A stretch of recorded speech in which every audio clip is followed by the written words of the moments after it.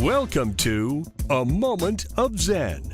Time to sit back and relax as model, actress, mentor, and supermom Xen Sams takes you on a sexy and wild ride, covering the latest in film, fashion, pop culture, politics, and entertainment from the millennial mom's perspective. Here's your host, Xen Sams. Hello, my beautiful friends and loyal listeners. It's always such a pleasure to spend my time with you on the airwaves.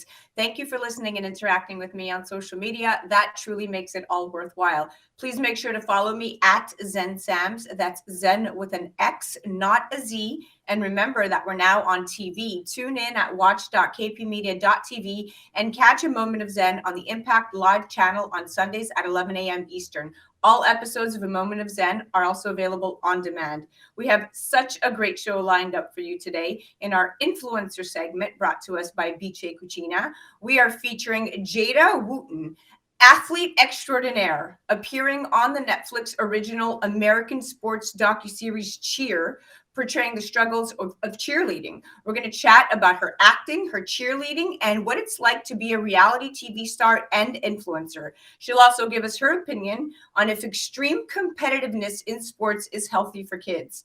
In our Cannabis Culture segment brought to us by HighThere, we are covering the latest in cannabis edutainment, chatting with HighThere's editor-in-chief, Jaime Solis, fellow millennial mom and proud cannabis enthusiast with a personal appreciation for the age-old plant. In My Digital World, brought to us by Tempus Network, a Burkhan World project, we are featuring regular contributor CEO Shahal Khan, who is joined by Robby Yung, CEO of Animoca Brands, a global leader in blockchain games, chatting about the earning potential surrounding blockchain gaming, how to engage with the play-to-earn models, the new economies that can be created in the era of Web3, and how this can revolutionize education, charity, and gamified earnings. In our Innovation and Tech segment brought to us by Caldwell Soames, we have returning contributor Paul Caldwell, joined by Nathaniel McAlister, Managing Director of Community Business Development at Original Digital Corporation. Now, OG Pay is a new kind of fully integrated secure mobile payments management technology. Funds in your OG Pay wallet and on your OG Pay Visa debit card are FDIC insured, and that's a key point. Now, the goal is to help people transform how people think about using their money and to increase overall consumer financial literacy, servicing not only the banked population, but allowing for the unbanked and underbanked to fully participate, changing the paradigm of fintech. Stay tuned. We'll be right back with influencer Jada Wooten, star of Netflix's Cheer. We'll be right back after this. You're listening to A Moment of Xen right here on 710 WOR, the voice of New York.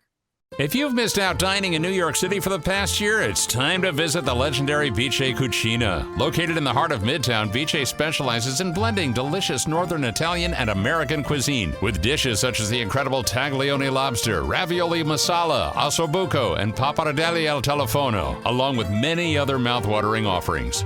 You deserve a great night out. Call Biche Cucina 212-757-2600 or online at bichecucina.com.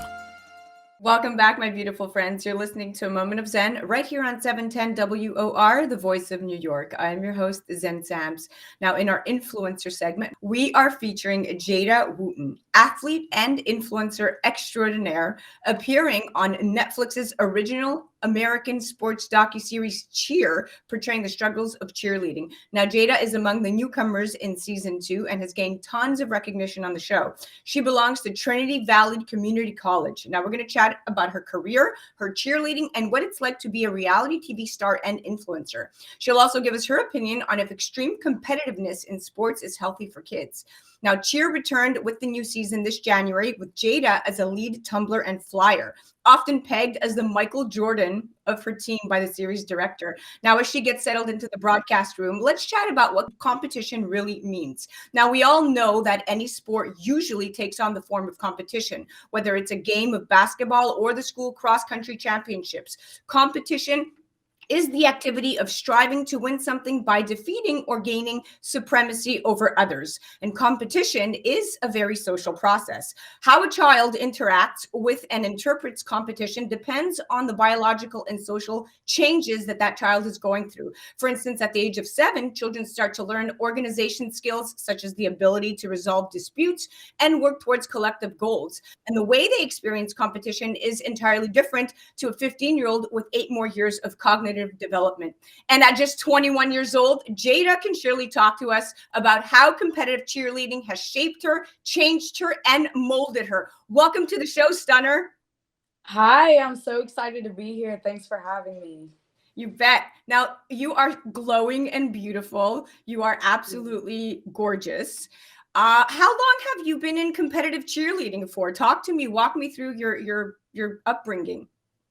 This is my 13th year, I believe. I have started in gymnastics, which I can't even remember, to be honest with you. And then I went into rec league, which led me to All-Stars. And then eventually All-Stars led me to college cheerleading. So in total, I've been in the game for 13 to 14 years.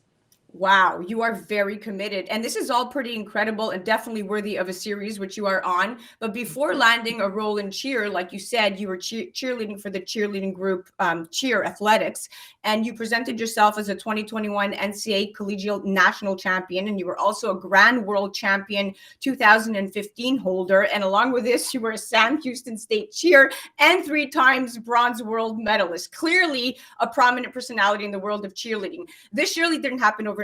Talk to me about how all this came to be at such a young age.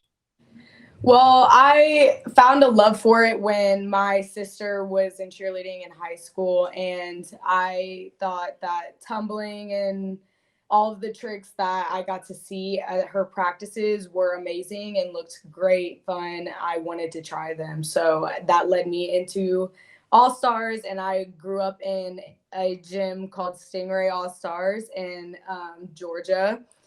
And I stayed there for about 8 years, I believe, if that's correct. And I got a mental block for 2 years, and that had me out of cheerleading for that time. And I decided to work on the skills that I lost and try to find out what it was mentally that led me down that path, which I'm extremely grateful for, even though it was definitely one of the hardest times I had to endure when it came to sports. And I moved to California for a year. That's when I started competitive again with Lady Bullets at California All-Stars. And after that year ended, I was recruited to Trinity Valley, which I took them up on the offer, of course. And that led me to 3 years down the road and adding a Netflix docuseries on top of it. So it's all been a crazy ride. Incredible. Yeah. So let's chat Cheer. So the first season of Cheer centered on Navarro's Junior College, which is a Texas community college whose team is the nearly unbeaten champions of the National Cheerleaders Association. And in the second season, the show widened. Obviously, it's focused to include your college, your fellow community college just up the road, Trinity Valley Community College. Now, talk to us about the differences between the two teams. We have about 2 minutes till a commercial break, and then we'll come right back. But talk to us about the competitiveness and the rivalry going on right now. So they are in a division by themselves. I did not realize how crazy it was until I got to the school, and everybody was so determined to beat them because obviously they've been racking up titles, and with good reason. They earned all of them as well as the Valley, and this rivalry has been so alive because of how great both teams are. Both of them have gotten grand at this competition, and that is extremely hard to do because you're dealing with a community college full of kids who just got out of high school and have little to no experience in this area of cheerleading, because All-Star is on a spring floor mat, and then colleges on dead mat. So there's a bunch of athletes who also cheer together at one gym and all-stars who go against each other for their colleges. And in my opinion, after being in both, I think college is taken a bit more seriously when it comes to skills and perfection. You're just working with a bunch of other adults who have been doing this probably the same time as you have, some longer, and also some have years on you in a sense of experience for college. So it is just, it's definitely competitive. It's definitely competitive. Well, we're going to cut to a commercial break and we'll be right. That was our influencer segment brought to us by BJ Cucina, featuring Jada Wooten, reality TV star of Netflix's Cheer. Check her out on the gram at Jada Wooten _. You're listening to A Moment of Zen right here on 710 WOR, the voice of New York. We'll be right back after this. If you've missed out dining in New York City for the past year, it's time to visit the legendary BJ Cucina. Located in the heart of Midtown, BJ specializes in blending delicious Northern Italian and American cuisine with dishes such as the incredible taglione lobster, ravioli masala, ossobuco, and pappardelle al telefono, along with many other mouthwatering offerings. You deserve a great night out. Call BJ Cucina, 212-757-2600 or online at bjcucina.com. A Moment of Zen is brought to you by Revere Securities. Revere is committed to building a relationship of trust in which they work closely with you to help you define your objectives, explore alternatives, and choose the financial and investment strategies that are most appropriate for you. Go to reveresecurities.com. Welcome back, my beautiful friends. You're listening to A Moment of Zen right here on 710 WOR, the voice of New York. I am your host, Zen Sams. Now, up next, kicking off our second Cannabis Culture segment brought to us by HighThere, we're going to be covering the latest in cannabis edutainment.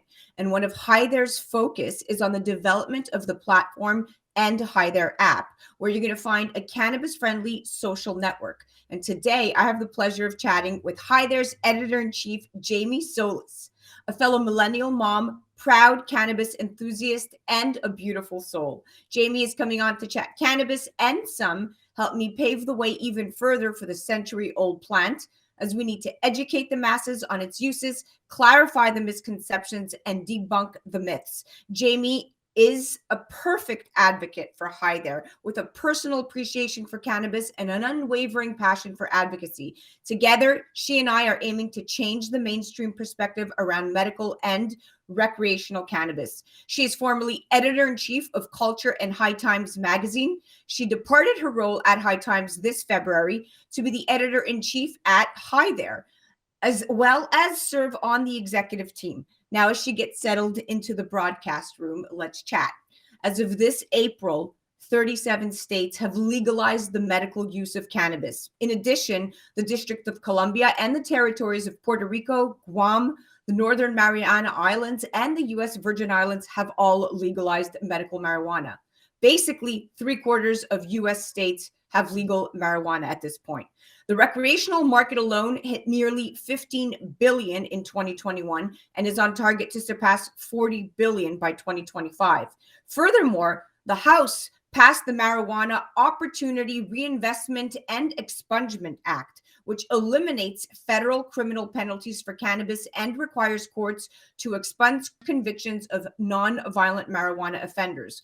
But what does federal law say about marijuana? Well, under the Controlled Substances Act of 1970, the Drug Enforcement Agency still clarifies cannabis as a Schedule I drug with no currently accepted medical use and a high potential for abuse. And by the way, other Schedule I drugs include heroin and LSD. So firstly, we need to rewrite this narrative. Otherwise, almost half of America will be deemed as drug addicts, as hundreds of millions of Americans live in states that have legalized cannabis in some form, while it does still remain illegal at the federal level. And this discrepancy breeds confusion and uncertainty and raises questions in areas from small business growth to public safety. And here to chat some more is Jaime Solis. Welcome to the show, Stunner.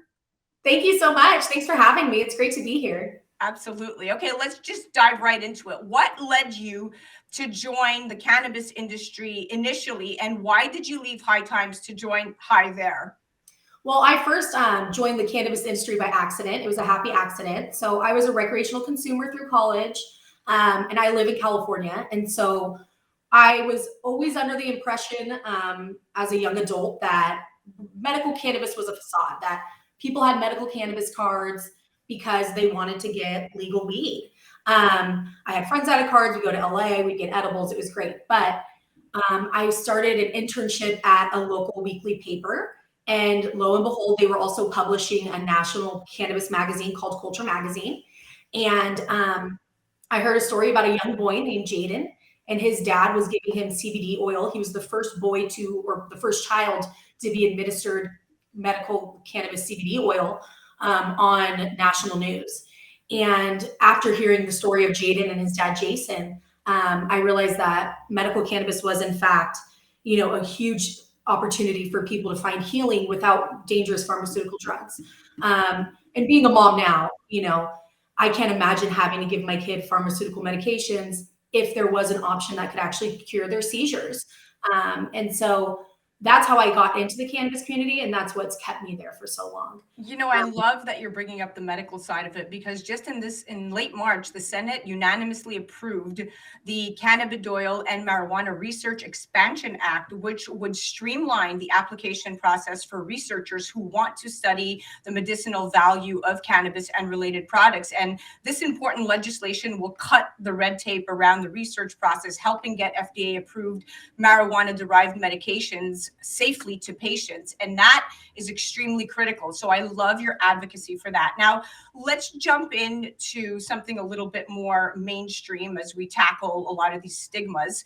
Let's talk about the data and help set the record straight about this data that's just come in about who cannabis consumers actually are. Now, a study of 5,000 adult cannabis consumers in the US and Canada revealed that today's consumers, is the majority of whom we found are women, are successful, highly educated, and health conscious, which is quite the opposite of traditional stereotypes people often hear about. What do you say to this, Jaime?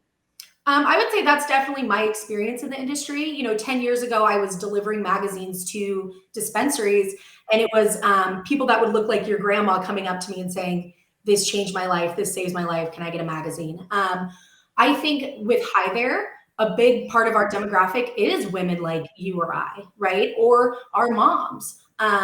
Cannabis helps women with so many different conditions, from endometriosis to just menstrual cramping. And there's a lot of products that are geared toward us. And so a big thing at HighThere, what we're doing is we are changing the stigma of that a cannabis consumer is a lazy stoner male who's in his 20s.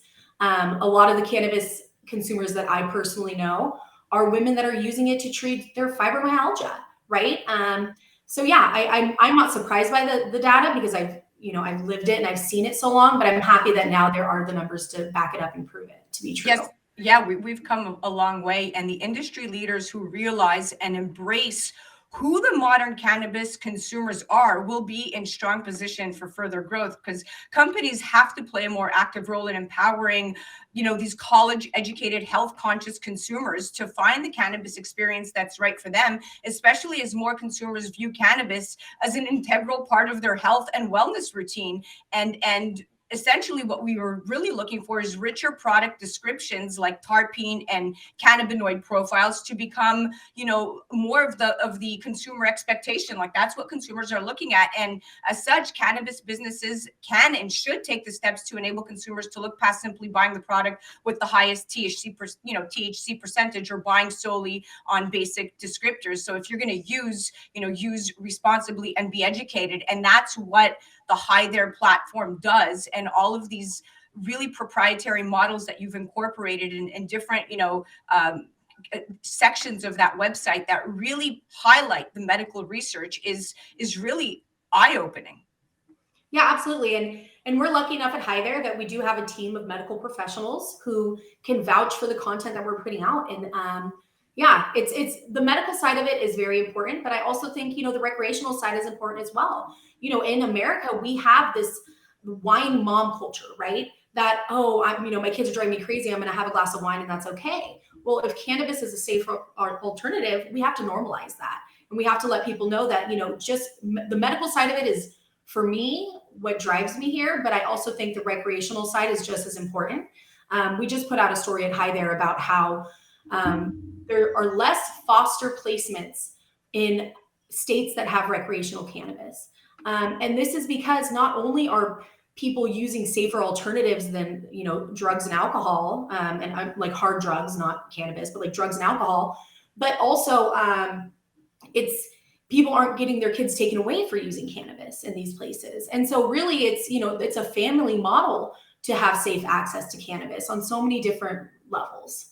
Yeah, I couldn't agree more. And even with legal sales hitting 24 billion and legalization spreading like wildflower, essentially cannabis dispensaries are hamstrung by outdated regulations at this point, as they really strive to provide safe and compliant and modern shopping experiences for their consumer. And while federal legislation is unlikely to pass in 2022, I believe that we're going to see multiple states that have been holding out to take the step towards legalization. And this means that we'll move even closer to a more normal shopping experience with the adoption of more modern point of sale hardware that really facilitates a more fluid and trustworthy checkout experience. What are your thoughts on this, and where do you think the industry is headed? I think for probably the last decade, the industry has definitely been headed toward selling cannabis more for your user experience, right? So there are a lot of companies that instead of saying, hey, this is 28% THC, it's going to get you super high, they're saying this is our relax offering. This is the one if you want energy. This is our creative offering. And so I think, it's definitely a more modern shopping experience already, but that's also coming from someone who lives in California. A lot of these states that, like Oklahoma, for example, we call them the new Wild West of cannabis because they're starting out with a medical model that is developing, where California was developing in 1996. And so I think on a national level, we won't see it across the board everywhere immediately, but I do think we're definitely headed toward more, a more just you're going into a store and you're buying cannabis like you would buy wine. Yeah, that's a great point. I mean, I think people in the consumption and where we're headed as an industry and even as society as a whole, I mean, it's very telling. There is a proposed Senate bill to legalize marijuana in the works, and it's the Cannabis Administration and Opportunity Act, and it's a separate marijuana legislation bill being drafted in the Senate, and it would end the federal ban on cannabis and give state compliant cannabis businesses access to these financial services like bank accounts, business loans, and credit card transactions. And providing, modern payment solutions is really one of the biggest remaining barriers to normalizing the cannabis experience, especially the shopping experience. And to your point, consumers are ready. Consumers are already, taking advantage of convenient options for the curbside pickups and pay ahead services that were uncommon, before the pandemic. And adding these purchasing options is, in my opinion, going to grow more important to dispensaries' bottom lines, within the next year. But we're seeing a shift in the industry. And when you have a platform like HighThere congregating the cannabis enthusiasts backed by a very aggressive, essentially medical community, I think it's a great path into where we are headed. And it's a great platform to be a part of. It's phenomenal, quite frankly. Yeah, I think what's really interesting about HighThere is, we are a media company. We do put out content, but we're also a community. So in our app, we have a safe community that whether you're cannabis curious and you just want to learn about cannabis and find like-minded people, there's a spot for you. And if you're an expert grower, there's a spot for you there too. So we're really like an all-inclusive community on our app. And obviously I recommend everyone to go and download it and join our community because it's a safe place. We have strict guidelines. And yeah, I think there isn't an app out there like HighThere where you will find like-minded people, whether you're a beginner or you are a seasoned consumer. So we're really headed in the right direction, Jaime. And it was amazing talking with you. You're full of knowledge, and I can't wait to have more of these interviews. No, I look forward to it. And thanks for having me. Without a doubt. Listen, guys, you definitely have to check out the HighThere app. Go directly on their website, HighThere.com, or on the gram at HighThere app. And check out Jaime. She also happens to be on the gram. She's a very cool, active millennial mom and a cannabis enthusiast. You can find her at Jaime Solis. That was our Cannabis Culture segment brought to us by HighThere. You're listening to A Moment of Zen right here on 710 WOR, the voice of New York. We'll be right back after this. A Moment of Zen is brought to you by HighThere, a creative community exploring the culture, craft, and science of cannabis. HighThere believes that we have a collective responsibility towards eradicating the stigma, misinformation, and inequities surrounding this plant so we can unlock its true potential for all. To become involved and find out what all the excitement is about, download the HighThere app from the App Store and Google Play. HighThere, HighThere.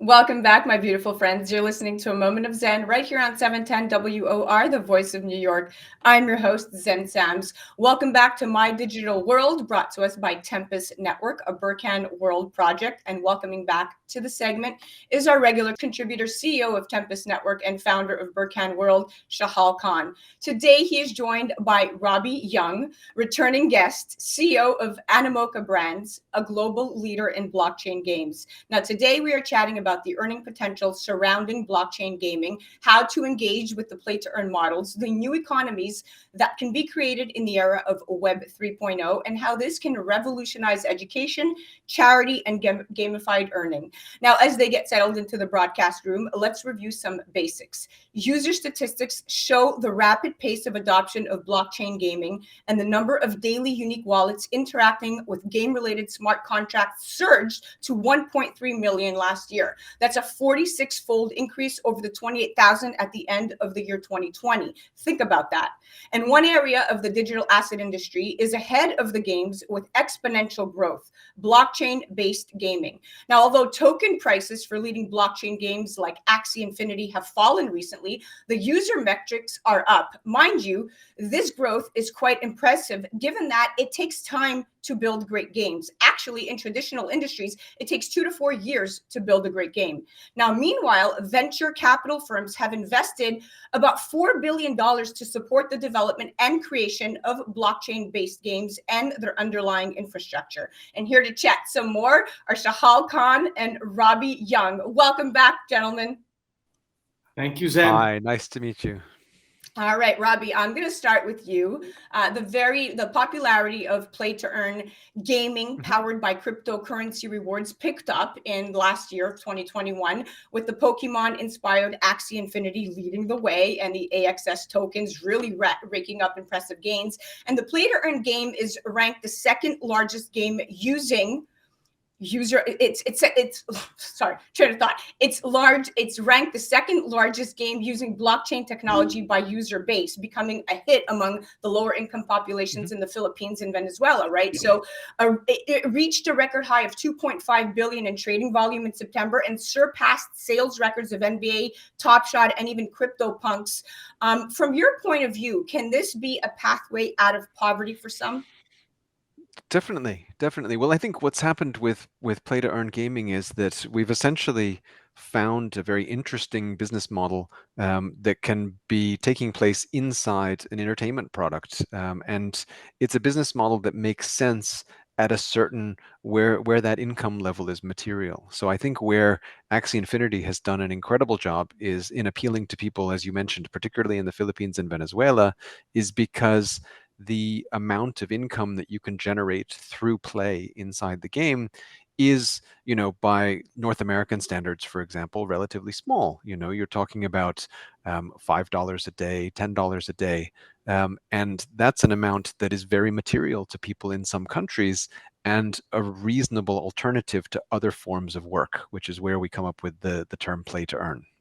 Exactly. And that play to earn is now revolutionizing a lot, which is going to bring me into my next very, very specific question for Shahal. So Shahal, a dataverse providing unbounded access to information for all is really only going to emerge from a mature data economy where data can be fluidly valued, purchased, and utilized seamlessly. Unfortunately, until recently, the data economy has looked more like a barter system where each transaction is opaque and slow, and rather than being distributed, most data-related value is instead concentrated in a few monopolies, okay? But the rapid adoption of blockchain technologies has made it clear that this is changing. And Web3, the decentralized internet built on the back of the blockchain technology, shifts ownership and power back to users and away from monolithic platforms like Facebook and Google and Amazon. So in a world where people own the platforms they use, earn money fairly for content they generate, and are sovereign over their data rather than held hostage by it, is a very revolutionary model. Talk to me about how this can create a creator economy and how this is going to revolutionize things. Yeah, Xen, well, I mean, thank you for that lead up, and the information that you're providing your listeners in terms of the actual environment is crucial. The way that I look at this is there's going to be a massive need for retraining of the world's populations in the West, as a lot of the sort of jobs as we go forward over the next few decades that people are used to having an income from go away, and they're replaced by robots, AI, technical innovation. So there's a segment where there's going to be a population in the West that is older, and that population will not have the physical attributes, let's say, to go out and do the same sort of jobs they were doing before. And there's a need for them to be able to participate, still earn an income. There's a big issue in the West with inflation due to debt, and people will just need to continuously earn money. There's going to be possibly, for a large segment of people in the West, no such thing as retirement.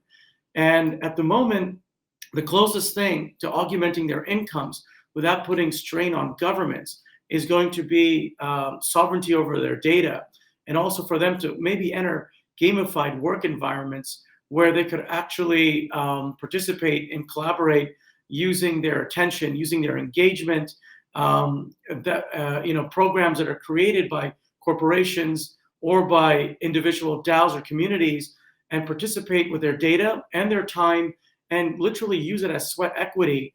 And within the community, if that happens and their audit of their time, their activity is placed on a blockchain, and it's, acknowledged by the rest of the community, it becomes a form of tradable income that now can reside within a digital asset. You may call it a currency or coin that's accepted by the community.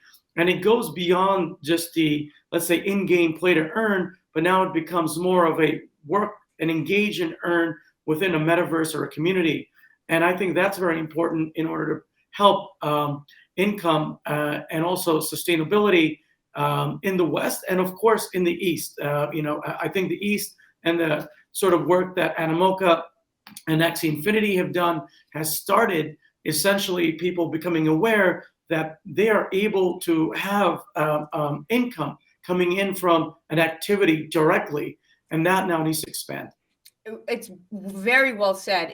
That was a perfect statement, because now we're going back to the notion that users who are then sovereign over their data can choose to freely trade or or monetize their data, giving rise to a rich data economy, which is what the point here is. Now I'm going to shift back to Robby. One obstacle to further adoption is the reputation of cryptocurrencies among many traditional video game players, okay? And the blockchain gaming industry has faced criticism from traditional gamers, and many think that gameplay for these projects has a long way to go, that the next phase of growth might come only after existing games deliver and the infrastructure evolves further. The tokens of several play-to-earn games have suffered large price drops this year as really broader cryptocurrency markets have trended downward, leading us to think that maybe they don't trade so independently after all. What do you say to this, Robby? Sure. I think, first of all, the most important thing to think about is the fact that we're very early. So, most people only became aware of NFTs and the idea of using blockchain in games after NBA Top Shot came out into the market. So we're talking about, a little over a year ago, really. And so we're very early days. I think we've seen some incredible products out there demonstrate what are essentially, the best proof of concepts you could ever think of. So Axie Infinity is an incredible success story in the game industry, but as a game itself, it was developed by people who were avid gamers and blockchain fans, but originally they were not a game development studio. They came together for the purpose of building this, and so they've done the best they can, and they built a really compelling game. But it's not, if you're expecting something like you're going to play on your Xbox or PlayStation, that's not the kind of experience that Axie Infinity is. It was designed as a different kind of product. So I think that now that blockchain, this intersection of blockchain and games is more in the mainstream spotlight, and we see a lot of companies being funded for the last 12, 18 months to build great games on blockchain. I think you're going to see a lot more familiar gameplay style experiences. We're in the process right now of launching our Phantom Galaxies, which is a console title, AAA console title, and PC web title that has the kind of graphics I think that people might be more familiar with, real sort of 3D highly rendered graphics. And so I think you'll see more of these products coming out over the next 6 months. But a lot of the criticism levied at the industry at the moment from traditional gamers is because I think they're forgetting just how early it is. I mean, if you think back to what a mobile game was like in 2009, that's when we were still mostly, pretending we were drinking a beer on our smartphones, and Angry Birds hadn't come out yet. And, it's very early days. So I think you have to take it with a grain of salt. And as you said, Zen, the fact that Axie Infinity was a game that in September traded over $2.5 billion worth of value in their game, and yet it's a very, very nice early stage proof of concept of what you can do with blockchain in a game. I think that's amazing because that hints at a much bigger future. Yeah, well, you said it. Listen, we have about a minute left. I'm going to cut to a commercial break, but I do want to actually go back to, look, NFTs in gaming appear, much less affected by macroeconomic events and tend to trade more independently, right? And we've seen the adoption of blockchain games has been driven in part by the ability of players to have digital ownership over, in-game assets. And this is a huge shift away from the typical centralized Web 2 models that have really dominated the industry to date. So I think we're definitely headed in the right place. And of course, Animoca Brands always at the forefront of everything. I'm going to cut to a commercial break, but we'll come back and we'll chat a little bit more. You're listening to A Moment of Zen right here on 710 WR, the voice of New York. That was Shahal Khan and Robby Yung from Animoca Brands. We'll be right back after this. A Moment of Zen is brought to you by Tempus, the next generation of the engagement economy, allowing people to make money on their data and earn cryptocurrency for the time they spend on things they already currently love to do. With Tempus, brands will have the ability to pay you directly for interacting with apps, watching videos, playing games, and more. Tempus, the time is now. Engage and earn. Welcome back, my beautiful friends. You're listening to A Moment of Zen right here on 710 WOR, the voice of New York. I'm your host, Zen Sams. Now, welcoming back to My Digital World segment is CEO Shahal Khan and Robby Yung from Animoca Brands. And we're picking up our conversation around blockchain gaming and how it's revolutionizing Web3. Now, Shahal, to provide a true peer-to-peer multi-token network in a true sense, it's metaverse, where projects and individuals can co-create and bring their participative energy is essentially the foundation infrastructure needed to deliver the Web 3.0 promise. But while we've seen unprecedented growth in the token-driven economy and exponential growth in investment and valuation of these projects, I think many of these projects neither embody the Web 3.0 principles of participation nor have an economic output that adheres to Web 3 tenets. The fundamental ingredient lacking, in my opinion, here is participation. What do you say to this?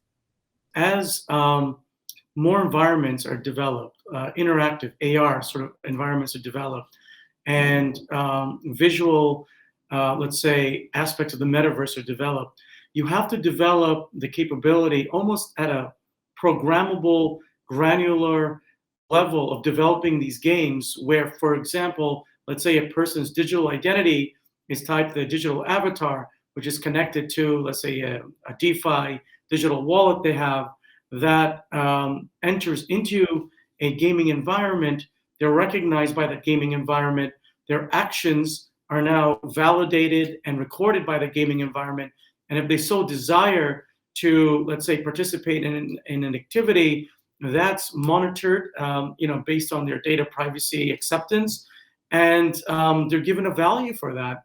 And that could be anything from touching a branded product to participating in a challenge. But this is all done in an AR, world where it's interactive between the real world and, let's say, the metaverse world, and a world which has the actual financial or DeFi system integrated within it, because that's really what it's becoming. It's becoming a almost intelligence system that recognizes and values a person's data as well as their actions, as well as their outputs, right? And now that is key, and that takes a lot of development from the onset. So we really literally need to redevelop a new layer that has all of those intelligent features built in. Yeah, well, it seems like there's a lot of work to be done, and we are really at just the very beginning. And this question is actually for both you and Robby, but I'll have Robby answer it first. When we're talking about this entire concept, Web3 is hailed as a technology paradigm that is fueled by the creator economy and is in the future, or rather the next evolution of the internet, right? And as we draw evolutionary comparisons of the technology that underpinned everything from information consumption to content creation, Web2 contributed an unparalleled economic growth and represented a very significant era in human evolution, with new ways to work, consumer information, and progress in human civilization. It all contributed to that. So why this enormous, so with this enormous success of Web 2, why is there a need for Web 3, many would ask? Robby, you go first. Sure.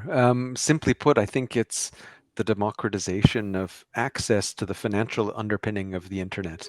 So because we can enable secure peer-to-peer relationships, it means that we don't all have to play necessarily by the rules of large centralized organizations.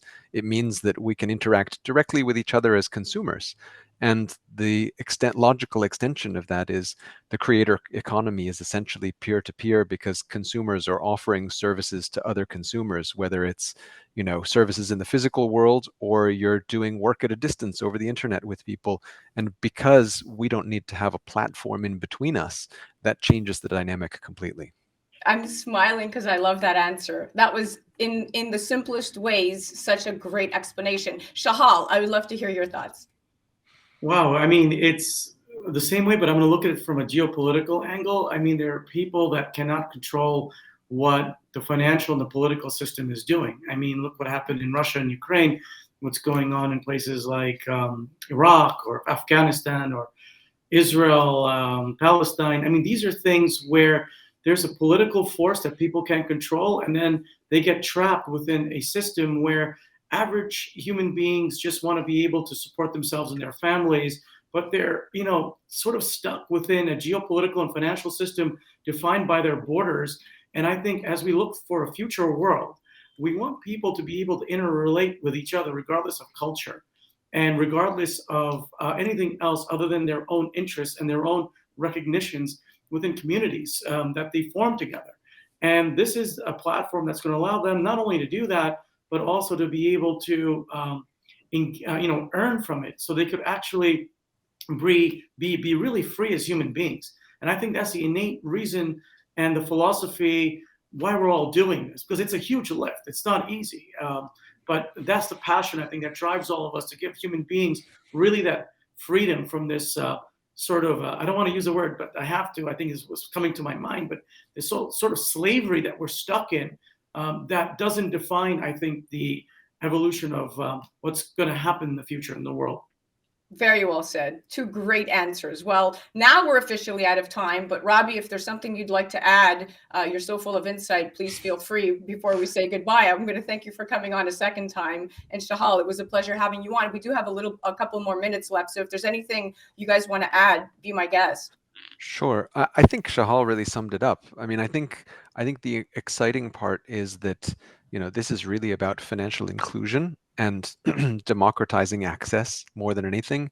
I think the thing that's amazing is when you think about the products that are having an impact in our segment, they're no longer simply products that are made, for example, in Silicon Valley and funded by venture capital firms. There, you look at Axie Infinity, and we're talking about a product that is largely created in Vietnam and is largely played in terms of the bigger part of the player base by people in the Philippines and Venezuela. Now, realistically, the game could not have been a success also with a class of players that came from the US and came from Europe and other more developed economies. But they're able to play together in harmony. And I think the exciting thing is that we see really great companies coming from unexpected and non-traditional corners of the venture-funded tech industry. And I think that's quite exciting. It is very exciting. And I get chills knowing that I'm part of something that's so much bigger than we can all imagine. And in even just being at the forefront of all of this data and information coming in, I'm in my happy place. I'm a big Web3 enthusiast. Thank you, Zen. All right, Shahal, thank you so much for coming on. Robby, what a pleasure having you on. Guys, make sure you check out Animoca Brands. Head to their website, animocabrands.com. Go to Tempus.network and make sure you also check them out on the gram. The bottom line is that the dataverse, or the data economy, is a big, audacious goal, and our current patterns of thinking lead us to believe that big problems must be solved by big companies. However, much in the way Web3 has grown, the dataverse will not be the product of a centralized roadmap. Instead, it will emerge from an ecosystem of complementary products, and that's what you have to keep in mind. That was My Digital World, brought to us by Tempus Network. You're listening to A Moment of Zen right here on 710 WOR, the voice of New York. We'll be right back after this. A Moment of Zen is brought to you by Caldwell Soames Incorporated, investing globally in transformative businesses like Original Digital Corporation, or ODC. ODC develops advanced consumer and commercial fintech solutions such as OG Pay, which will transform the way you manage your money. From sending and receiving money globally for free, paying for goods and services in person and online, pay bills, buy and sell digital currencies, all while earning interest. OG Pay is easy to set up, FDIC insured, and your information is secured. Check out Welcome back, my beautiful friends. You're listening to A Moment of Zen right here on 710 WOR, the voice of New York. I am your host, Zen Sams. Coming up in our Innovation and Tech segment, brought to you by Caldwell Soames, we have returning contributor Paul Caldwell, Chairman and CEO of Caldwell Soames. And today we are chatting with Nathaniel McAlister, Managing Director of Community Business Development at Original Digital Corporation. Now, Nathaniel manages in-market community programs with local and state governments, as well as community and educational groups. His teams focus on building local level awareness of the value potential of the OG Pay and OG2D platforms to help people transform how they think about using their money and to increase overall consumer financial literacy, and that is extremely important. Now, as they get settled into the broadcast room, let's chat fintech's social impact online and in our community. Let's start with the basics. Financial technology is the technology and innovation that aims to compete with traditional financial methods in the delivery of financial services. Quite simple, it's an emerging industry that uses technology to improve activities in finance. Easy enough? Now let's think about the assumption that fintech or even blockchain will solve financial inclusion. And instead, let's have a deeper conversation about what the current obstacles and accompanying solutions are to making that a reality. And welcoming to the show, we have Paul and Nathaniel. Welcome to the show, gentlemen. Hello. Thanks. All right, Paul, let's start with you. Let's speak to the notion that fintech can address social issues while still making a profit, and why that is so. Income inequality and financial inclusion are top global problems. Entrepreneurs can meld fintech and financial inclusion to create products that are low cost and scalable. Walk me through some of the innovative solutions you are seeing as an investor and entrepreneur in the space. Hi, Zen. Yeah, really, generally speaking, it's a whole community based orientation when fintech can really bring value to communities and citizens in the communities. Those are the consumers of the world. Traditional banking has, in many ways, built a model around financial illiteracy. In fact, the models are simple. You make your deposit, you use your money, and the mindset is one of consumerism. Now, banking, of course, don't get me wrong, it plays a very important role in society, but from a financial literacy perspective, it's done very little to help people become included into the broader economy or even the global economy. on a mass scale. So fintech helps to level that playing field a bit, in so much that people can engage with technologies that make it very simple for them to be included, to understand things like interest and compound interest, to not feel like they have to go use payday loan facilities, or go get payday loans, or check cashing facilities that charge large fees, and even paying for essential services in communities, like water bills and things like that, can be automated in a way that it can be done at the click of a button on a phone. Saves the city tons of money and the consumer fees that they get charged if they pay at the grocery store. Simple things like that really have at scale, have a big impact. Interesting, because when you're talking about technologies and where we're headed in the digital transformation, when you think about blockchain technology and how that can even transform regular financial processes into entirely transparent procedures built on secure and efficient transactions, and when utilized correctly, blockchain can create a fintech ecosystem that can revolutionize, finance completely. Which brings me to welcome to the show, Nathaniel. I want to talk more about the notion. This truly does take me into the notion that more data can lead to better products. We have low-income populations which have generated years of qualitative and quantitative data on what works to help people achieve financial security. And those are key pieces of information. Now, this is the perfect time to tackle this issue as we have artificial intelligence making new sources of data more accessible and digestible, and partnerships between fintechs and even nonprofits fill in the gaps for a population that has not been accounted for by financial institutions. Walk me through some of the real life problems these fintech solutions are addressing and how they may be paving the way and the pathway out of poverty. Well, first and foremost is it's allowing people to have better control of their money. Just imagine with OG Pay, a person doesn't have to worry about paying to have banking. They can actually be rewarded every month, with monthly interest. And depending on how much you have in there, that could be a big difference between affording, a latte or a burger, or just being able to do something real simple for yourself. Because what we've seen so far is everything's just been so predatory.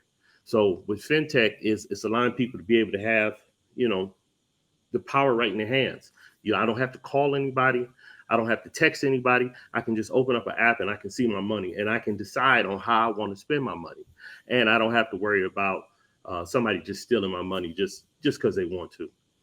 Exactly. That's a great point. And, OG Pay solves a lot of those real world issues. Now, Paul, interestingly enough, and we'll talk a bit more about OG Pay in just a minute, but when we look at the trends of digitization and modernization and consolidation, there's 5 companies really: Bill.com, Block, Flywire, Shopify, and Trust. And what they're doing right now is they're thinking really critically about the businesses that they're serving. And they're realizing that as they're digitizing and as they're helping to modernize them, one of the biggest things that they can do that really adds value right here is to help consolidate vendor relationships. And what that means is providing not only payments and not only software, but also value added services. Talk to me about the existing gaps in the fintech market and how we should be looking to address them, and how OG Pay is solving this. One of the things is on the merchant services layer of the transactions themselves. I mean, I'm not going to go into a lot of the technical aspects of that right now. We don't have time, but just suffice to say that at that layer, there is a lot of innovation that's occurred. Things like Clover POS devices fully integrated on the front and the back ends onto the web experience, the internet experience, the online experience, or in the phone apps. These sorts of things that are going on Square, doing similar things in that space. But there are significant gaps that can be filled when it comes to how those transactions actually get facilitated when we start talking about digital assets or digital currencies tied to original type place-based transactions in stores, in a shop, in a fitness center, or whatever. And someone wants to engage in digital currency transactions. It's a much more complex situation because somebody has to take spread risk. These are very volatile currencies. Bitcoin could be at 40,000 one day, 30,000 another day. And what happens if you want to return your sneakers 2 days later and it just went down to 30 from 40,000? What happens? Who takes that spread risk? So there's a whole lot going on in the conversations that really will enable, I think, result in and is resulting in enabling consumers to use their money in unique ways. You ask about OG Pay. Someone can simply, you don't have to do the transaction in crypto, but you can instantly settle crypto onto your Visa card with OG Pay and instantly pay for those things, keeping it in the traditional fiat realm as far as a transaction. So established infrastructure can already come into play, and we don't have these spread risk problems. If a merchant accepts the Visa card, OG Pay can be the solution for the consumer, and no one has to be concerned about losing value in a transaction just because they transacted, for example, originated a transaction through a crypto sale. Right, exactly. And that's a good point, because at some point somebody is going to be the hand raiser and say, hey, listen, you know, where's the spread here? But with OG Pay, you guys are solving that preemptively. Which, Nathaniel, let's go back to the community and strategic partnerships that OG Pay has, and let's really walk me through community and strategic relationships and partnerships that can help the underserved. In fact, to reach people who aren't part of financial institutions, it actually takes a village. We have to think about where the consumer has trust. It may be the corner store down the street that they're using to access financial services, even if it's predatory, like you said. But with the technology we have now, like OG Pay, we can bring services to where the trust secured is in a responsible manner. So let's chat ogpay.com and talk to me about why this is truly money management transformed, and why does this matter? Well, it matters because right now in the actual community, we're going to city leaders like we did in Jackson, like we're doing in New Orleans, and we're setting up basic financial literacy for the people, for the residents, so they can just basically understand how money works.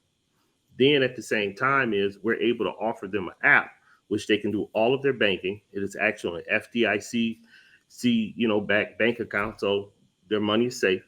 Some of the other programs that we're doing also is like with Tech Jackson right now, and with the city of New Orleans, is that we're doing NFT programs, and then we're selling NFTs, and we're using the proceeds from that to be able to service various needs that the city have. In New Orleans, we're doing the art park, and right now we're identifying what we're going to do in Jackson. And we look to take this program from community to community across this country, and show the people how we can help them with their finances. And overall, we know that when people's money gets better, they start to act better. We start having a better society. So for us, this is going to be a ripple effect to not only to help people, but also to start making changes in society that we need to have at this time. I love it, because you basically devised a system through OG Pay that is high value, secure, cost efficient. It's really a new way for people to use their money around town and really around the world. And they can even send and receive money globally for free. It sounds like they could pay for goods and services, whether in person or online, pay bills, buy and sell their digital currencies like Bitcoin and Ethereum, just like Paul just said. And also there's an interesting layer there. The multilingual, multi-currency platform kind of has you up and running in just minutes, and it's really kind of, excuse my French, but idiot proof. And that's what we love. It's true, it's the truth, and I love the system. We have about 2 minutes left, and I want to hear a little bit more from Paul. Paul, there was an important chat we were having earlier about fintech's social impact online and where you think we are heading in the space. Enlighten us. You have about a minute.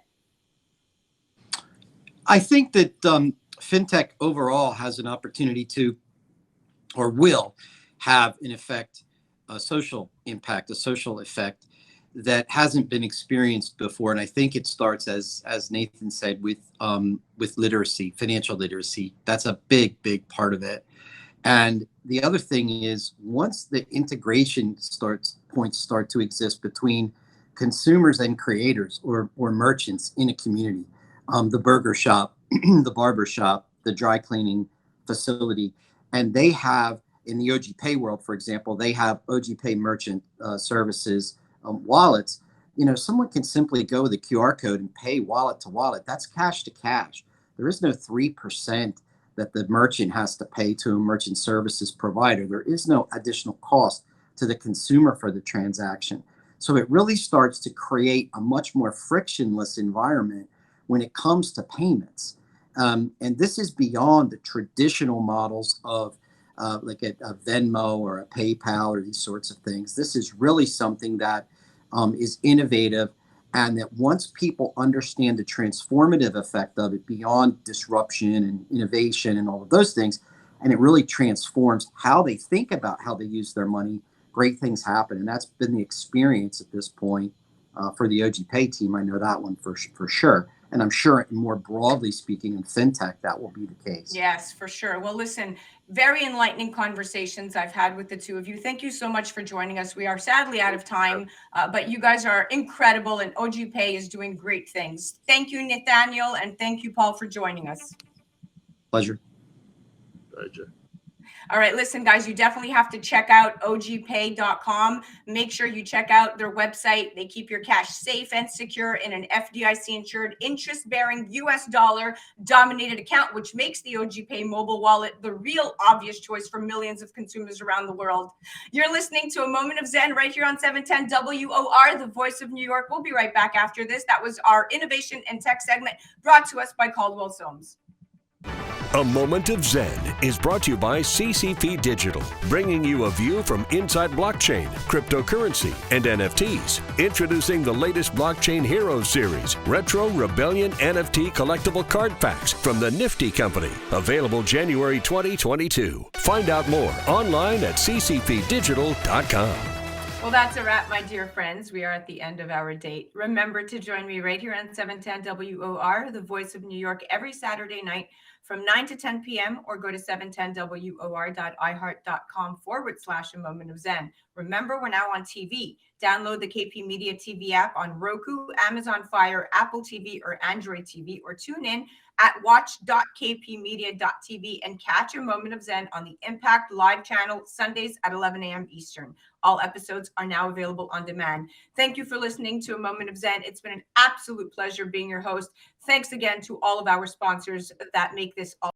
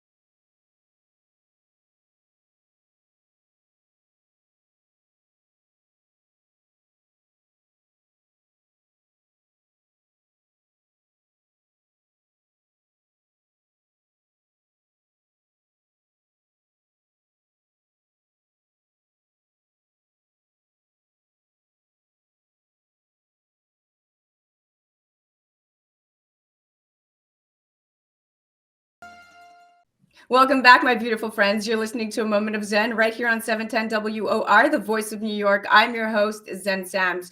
Now we are chatting with Jada Wooten. She is a reality TV star appearing on the Netflix series Cheer. And we are chatting about how competitive cheerleading has helped her career, has helped shape her and molded her.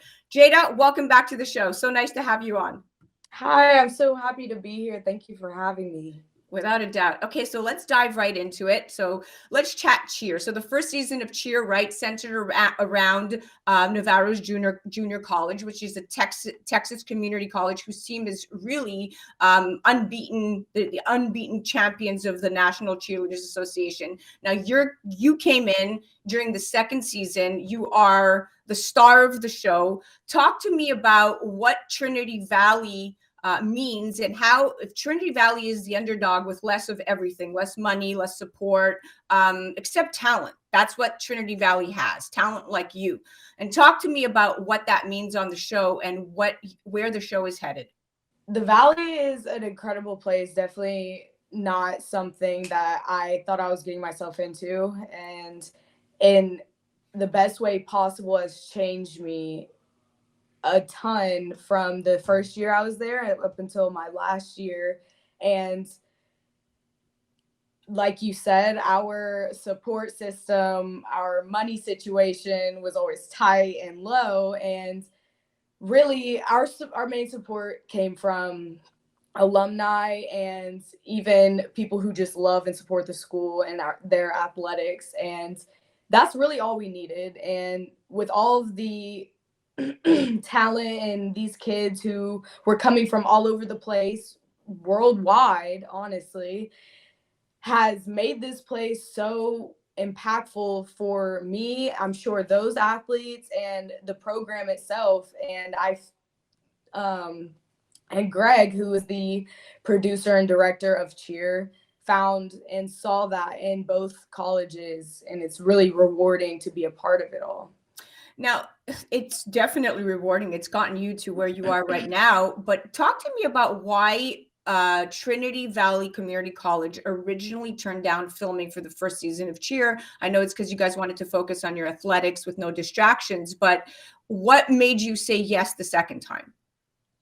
The first time they declined, they didn't know what to expect of it. I don't think that they thought this would turn out the way it has. So I believe the school was just sitting back and seeing how the first season may have gone. And we don't know any detail on this. We have our assumptions, and after the first season came out and blew up, and it was awesome. It hit people from all over the place who weren't even involved in any of these sports, watched it and enjoyed it. So I think that the school just felt the need to not pass up such a good opportunity when it's given to you not once, but twice. Yeah, without a doubt. And, when you compare the two schools, right, you guys, if you really have to break it down, Navarro is Goliath, right, with its multi-$1,000 custom stage and athletes with agents and reality show appearances. And like I stated earlier, Trinity Valley is really kind of the underdog, right, with less of everything, so to speak. But you guys are very persistent, leading me to you are very persistent, and you fell in 2019, an injury that required serious recovery, both physically and mentally. You dealt with what you just described as a mental block that really interfered with your sport, and it took you 3 years to fully get back to where you are. But you returned to competitive cheerleading and, spoiler alert, led your team to victory in 2021. What ultimately got you through it all?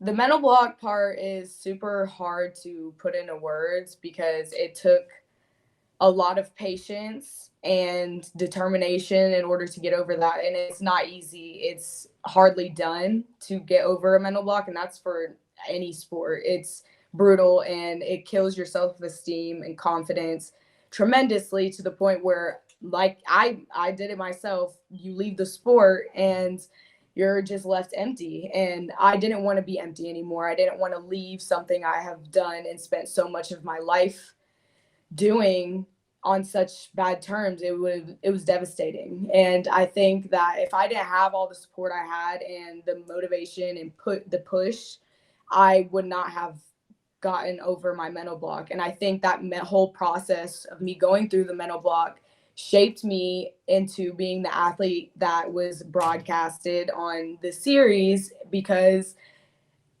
going through that, overcoming it, and overall just making a terrible situation a fantastic and beautiful one, I wanted others to feel the same, especially my teammates.